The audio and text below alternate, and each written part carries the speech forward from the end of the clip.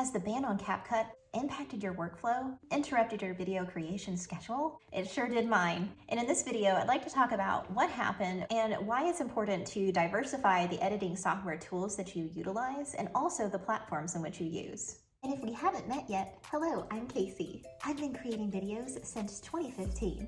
I monetized a kids channel in 2019, which now has over 1.5 million views, and later became a professional video editor. Today, I teach video editing classes in person and online through my course called Video Editing Made Easy, A Beginner's Guide. In just 10 minutes a day, you'll learn how to create professional and polished videos, even if you're not tech savvy. For more free tips, make sure to click subscribe so you don't miss out. And if you're ready to dive deeper and learn all the techniques to take your videos to the next level, check out my free guide for beginners and my online beginner-friendly class. And all links are in the description box below.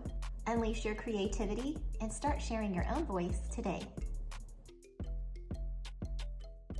Imagine waking up one day and your favorite editing app, CapCut, is gone or inaccessible. That's exactly what happened over the weekend when the TikTok ban went into effect. And it's because CapCut is also under the umbrella of ByteDance. So over the weekend, TikTok and other ByteDance-owned apps, including CapCut, went offline in the US due to a new law banning TikTok. Apple and Google removed these apps from their stores, leaving users without access.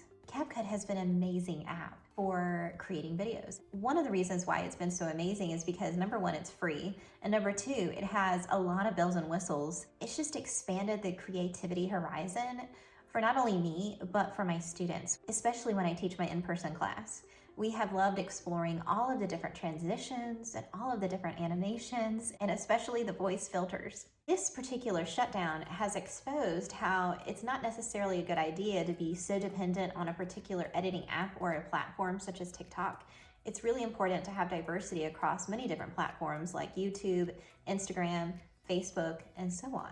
CapCut has been super amazing for beginners. In my online course where I teach video editing to beginners, I actually teach from the platform of iMovie because in my opinion, it is very user-friendly, especially for beginners. It's very simple and it doesn't have a ton of overwhelming content, such as transitions, animations, voice filters. There are so many bells and whistles that CapCut offers. So for iMovie, it makes it a little bit more simple, especially for a beginner. So whether it's editing apps like CapCut or platforms like TikTok, relying on just one can leave you very vulnerable. TikTok has been amazing and it has definitely transformed the landscape as far as videos are concerned. We didn't have YouTube Shorts beforehand. It's definitely impacted and changed the landscape of video creation. Having multiple editing apps at your fingertips and understanding the different options that different platforms provide for you is super helpful whenever you are a content creator, especially if you do your own editing like I do. So what are some CapCut alternatives? Well, for one, iMovie. iMovie is free.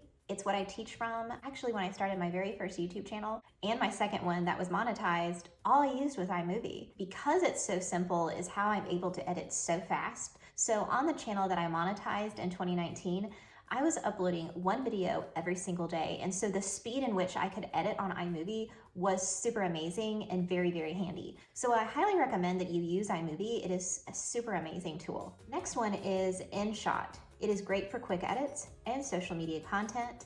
Another one is Canva Video Editor. I love Canva. It has so many amazing options inside, and I use Canva for all of my thumbnails. Another one is DaVinci Resolve. They have a free and a paid option for those ready to set up more to advanced tools. And then there's also Final Cut Pro, and that also offers a lot of great tools and extra additions to your videos. How I help beginners master video editing is in my online course and also in my in-person class. I teach from iMovie. So iMovie is a beginner-friendly tool and is perfect for content creators just starting out. And my lessons that I teach from help to simplify each aspect of the editing process, from loading your videos into the timeline to separating them out, moving one clip to another, how to cut, how to delete, how to add B-roll. So for those of us who are overwhelmed by a complex, more technical software program such as CapCut, iMovie is super amazing for that. So if you're ready to diversify your skills and take them to the next level, check out my new series called Videos Made Simple, A Beginner's Guide. In this playlist, I cover everything from editing basics to improving your retention and consistency, and you can start building your content strategy today. So how did the CapCut ban impact your workflow? Was it your favorite editing tool? It was definitely one of the favorites for my students. So let me know in the comments below how this ban has impacted you. And please click subscribe so you can stay tuned to more free tips that I offer for new creators about video editing, filming, and YouTube tips. And if you're ready to improve your skills with video creation, go ahead and click on the playlist called Videos Made Simple Beginner's Guide. And I'll see you there, friends. Bye.